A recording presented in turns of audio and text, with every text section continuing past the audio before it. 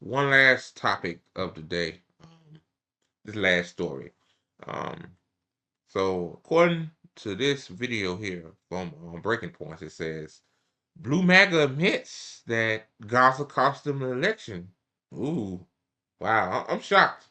I'm shocked about this, man, because you know, a lot of the people that would have voted for Kamala Harris didn't vote because of Gaza. Like they don't, they realize that now. Apparently, like after people been saying this, like, hey, genocide is genocide is the red line for me. It's the hard line for me. Like you aiding and abetting the genocide, Biden and Harris. Like the ceasefire and weapons embargo, do something.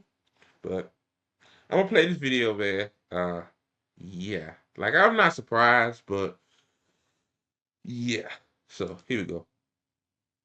Democratic reaction to Trump's Gaza ethnic cleansing plan. So, par for the course. Rather than saying, gee, it would have been good if Democrats could have beat this guy because this is all really going terribly. And maybe if they hadn't been so committed to their own genocidal plans with regard to Gaza, maybe they could have eked out a win since it was really, really quite close. You have a number. Yeah, like I mean, I didn't vote for Democrats. I didn't vote for Trump.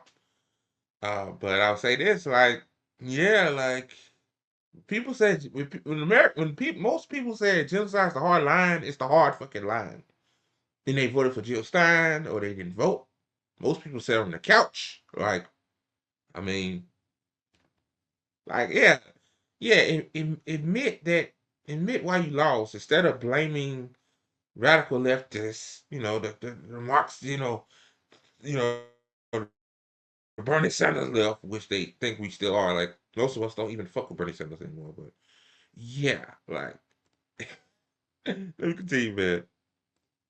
Number of significant liberal accounts who have decided that the real fault was the people who either stayed home and didn't vote or who, actively voted for Trump because they were so horrified by the genocide that was being perpetrated by the Biden administration. So let's go ahead and put the first one up on the screen here. We can do a speed run through these. This is Simone Sanders. I think now it's very appropriate to reiterate that elections have consequences. Obviously, that is a jab at, people who were worried about the genocide. We can go up to Harry Sisson. Next says, I hope all of the losers who said and posted things like this understand they played a crucial role in helping Trump get elected. He will now hurt millions with that power. This was somebody who said, hey, Kamala. Oh, what the fuck Harry talking about? Really? Wow, Harry. Oh, Lord, the Democratic token. Now, that's a token.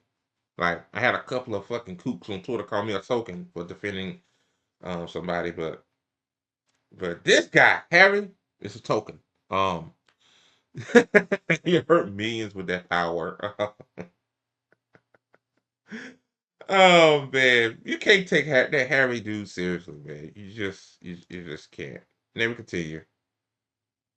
Gaza is speaking now, bitch. Next up, we have Adam Gentleson, who said in 2000, the left said there was no difference between Gore and Bush, so vote Nader. Then Bush started a war of choice in Iraq. In 2024, the left said there was no difference between Harris and Trump, so vote uncommitted. Now we have Trump proposing that the U.S. take over Gaza. Gentleson, by the way, you can check FEC records. He's still a consultant for John Fetterman. I mean, there is no difference. There is no difference. Like, both parties support genocide. Like, yeah, Trump had a ceasefire, but Israel was still doing slick shit. So technically, yeah, like Trump probably wanted to ceasefire because he wants to take over. He legitimately believes this shit. Like, it said Trump proposes that U.S. take over. Yeah. So, oh God. He's a former chief of staff to Fetterman. People knew that, but go ahead and look. He's on Fetterman's payroll. There you go. All right. And next one, last one we can put up here. Genuine question, not aiming to dunk on, etc., but for the pro-Gaza folk who yelled genocide Jill and killer Kamala and abstained, voted Jill Steiner, and voted for Trump. What's your reaction to Trump saying U.S. will own Gaza? Same thing in your eyes as Harris or regret now? But these liberals lost losing their damn mind, boy. They Fifi still hurt. Oh no! Oh, you said Kamala. Oh, you said Kamala's worth. I bet it's Trump on Gaza, but Trump wants to take over Gaza. These the same motherfuckers that said that Trump will make Gaza like a parking lot, and Gaza, like the Palestinians coming back to Gaza to rubble. So how Trump make it worse? I mean, I mean it's a ceasefire now. I guess like I really don't. At this point, I really don't know what the fuck will happen from day to day. But yeah, like both of them are Killer Kamala. Yeah, genocide Joe and Killer Kamala. Hell yeah, yeah. Jill Stein is pro Palestine. Like that makes sense. Like if my hard line is genocide, and I see that Joe Biden and Kamala Harris are complicit in the genocide, why would I vote for genocide enablers? Because Trump, doing the shit he's doing now, which was fucking expected. Like Trump said he was gonna deport. Trump said he gonna, Project 2025. Like, why are we surprised? Like, yeah, I shouldn't be surprised either, but I'm human, right? Like when you actually see it done, you're like, holy shit, this shit real. But anyway, sometimes I feel like we live in a fucking cartoon as it is, but yeah. Yeah, like Trump took money from Sheldon Allison and Marion Allison, I think. Yeah. Marion Allison and Sheldon Allison. Like they, because they want the West Bank and like what Trump's saying now it's not surprising. Like, oh God. Oh God, man. These liberals, I can't. And people want me to work with these motherfuckers? You want me to work with them? They don't work with me. They don't like me. They'll say I'm the reason why Kamala lost. No, I'm not. Kamala's the reason why she lost. Let me continue. Or a question mark. So, this is all very, very productive. Ryan always to Well, blame. genuine question at least. Yeah. Yeah. All right. Genuine question. So if it's a genuine question, like here's a genuine answer. Can anybody point me to any moment where Kamala Harris said that she was going to do anything different than Joe Biden and was going to ever use U.S. leverage to force a ceasefire in Gaza? Right. Was there any moment where Kamala Harris told voters that she would be less hawkish or less warlike than Donald Trump? Good question. So genuine question back to this genuine question. Yeah. Can anybody find me an example of either of those? Because I can find you many, many examples of Harris saying the opposite, that she would continue the Biden approach to arming Israel no matter what, and also that she would be tougher when it came to making war than Donald Trump. Yeah. We the most lethal army ever, like Prosecuted transnational gangs. yes. So tell me, like, what is? Okay, wow. So yeah, like, so he's admitting like Kamala is no different than Trump, but they're not the same. One of them is a female, and the other guy is a male, but they both have the same like ideology when it comes to genocide and shit like that. And just trying to like but these liberals I like the on the screen it said blue MAGA liberals like, but these liberals losing their shit because Trump said I want to take over the Gaza Strip. Wow. Oh goodness. Not to mention running around with Liz Cheney and bringing Liz Cheney up on stage, talking about Dick Cheney. So what is the argument to make the case that the war? The crazy thing about this shit is that like, why would you bring Liz Cheney onto your like? Why would you hang with Liz Cheney? I mean, like Liz Cheney is a war hawking sociopath. But I ain't surprised. Like I told people in the past, like Democrats and Republicans hang with each other, bro. Like the only reason why they had a little scuffles in front of the cameras is because for performative bullshit. Like they want to, they want to divide us. But behind the scenes, they golf together, they eat together, they hang together, they believe in the same shit. Like it's no different. So a lot of people surprised, but I'm not surprised because both of them are genocidal maniacs. Like yeah. So let me continue. Would not still be going on right now as we speak if Kamala Harris were president.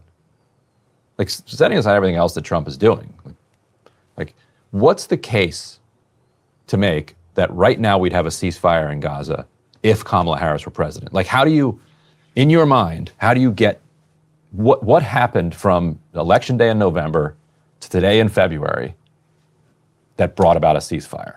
Because we have a ceasefire with Trump as president. What does it hold? Does he send troops in there? We don't know. We'll see. Yeah. But right now we have a ceasefire. What's the evidence that Harris would have gotten that done? Yeah. No, that's exactly right. And also, the uncommitted movement. You know what though? One thing that get me though, no, it will not be a ceasefire with Kamala Harris was president now. No. On the other hand, like Trump, yeah, I said, yeah, I gave him credit. I gave him credit for like getting it done. But again, it's like it's always a plot twist to everything. Like, man, quick that murderous dictator Benjamin Netanyahu agreed to it. Now we hear then you invite the murderous dictator to the White House, and then you're gonna say U.S. will take over the Gaza Strip. Like, yeah, see, the U.S. is doing Israel's dirty work right there by saying shit like that. You're doing Israel's dirty work for them. See what I'm saying? So yeah, like They really went above and beyond to give her an opportunity to. And a bunch of the uncommitted leaders endorsed Harris. Endorsed her anyway. That's right. Yeah. And they like the ask to have a Palestinian American make vetted comments endorsing Kamala at the DNC. That's how low the bar was in terms of her trying to extend an olive branch. How many times did she have the opportunity? At a time when people were saying, hey, you really need to separate yourself from this guy. Biden's really unpopular. Here on a platter is an area where he is profoundly unpopular, where you could easily distance yourself. It would be the right political thing and the right moral thing, and she would never, ever do it. Right. And putting a Palestinian American on the stage at the DNC would have meant something materially because people said, oh, that's nothing. Why not do that? It would have pushed back against her, the donors and the voters who represented the pro-Israel faction, who wanted no pressure applied whatsoever to Israel. Yeah. And Harris's willingness, even to put a vetted 2-minute speech from a Palestinian American on the stage that endorses her and endorses her strategy, her willingness to do that would be a glimmer. But about that though, I really didn't talk much about that. Yeah, that shows you right there that the Democrats don't give a shit about Palestinian lives. Like in the beginning of this live stream, if you now just not watching, rewind to the beginning where this woman says that voting Democrat is voting for human rights. Like you couldn't even like at least say that genocide is wrong. I'm gonna propose a ceasefire, and like you couldn't even do that. I'm talking about Kamala Harris, which shows me that none of y'all give a fuck about human rights. That's why I was trying to see. I'm trying see what I'm trying to say. Like they wouldn't even let a Palestinian that's been vetted, is a Kamala Harris supporter or a Democrat, speak on stage for 2 minutes. Like, come on, that right there should show you. That's why Kamala Harris lost right there. Another reason why she lost too. Um, like Blue Maga just don't get it. They don't get it, and then especially the black liberals, like they don't get it. Like some people, yes, they did vote for Trump, but you it's like, you know, because you didn't vote for what I wanted you to vote for, and now you want solidarity because something is happening in your community. Fuck you, That's not how we should be acting towards each other. Like, I'm gonna let it continue for a few more minutes, man. I'm ending here. Like, man, I'm pushing through this severe sinus infection. I'm pushing through, guys. Of a possibility that she's willing to take some risks on behalf of a ceasefire. Right. And so that's why it was in there was some meaning to what that's seems kind of like a meaningful ask, and also is why she said no to it. Joe Biden had 15 months to do a ceasefire. But because he's a genocidal maniac, Kamala had a chance. A lot of people say she got into the race late. No, she had still plenty of time. She could have distanced herself from that, but she chose not to. Um, like liberals gonna have to, like, they're gonna have to hit rock bottom, like, to really see why that they lost. They side lost. Like, and then the economic situation didn't improve either. Like, we ain't talking about that. We talking about, you know, what's going on. And yeah, like, people knew that Trump was a genocidal maniac too. Like, he is too. Like, Trump said comments like, finish the job. You gotta finish the job. Like, we know that. So we didn't vote for Trump. A lot of people stayed home, or they voted for Jill Stein or Cornel West or whoever. So yeah. Six. All right, let me continue. Right. Because she was not willing to take those risks. That's right. So if she's not willing to tick off a tiny sliver of her donors, because a lot of those donors would be like, okay, fine, a Palestinian American speaks, like, we had a vast array of speakers up on stage. It's not that big a deal. We can get over it. If she's not even willing to do that, why on earth would she be willing to pressure Netanyahu to do something he doesn't want to do? Yeah. And so people concluded that she wouldn't be. And the other thing that I think this freakout shows is a recognition that Gaza did actually play a role in the election. That is very true. Because otherwise, why? Like, what are you so worked up about here? Yeah, I mean, they love to be like, oh, you lefties, you don't matter. We don't care about you. And then the minute that they lose, it's like, it was your fault. You're so powerful, And it's like, all right, well, which is it here? We have a statement from one of the co-chairs of the Uncommitted movement. We can put up on the screen. This is from Layla El-Abed. Layla, wasn't one of them related to Rashida Tlaib? Is that? Oh, maybe. Yeah. Well, certainly one of the uncommitted organizers was. Okay.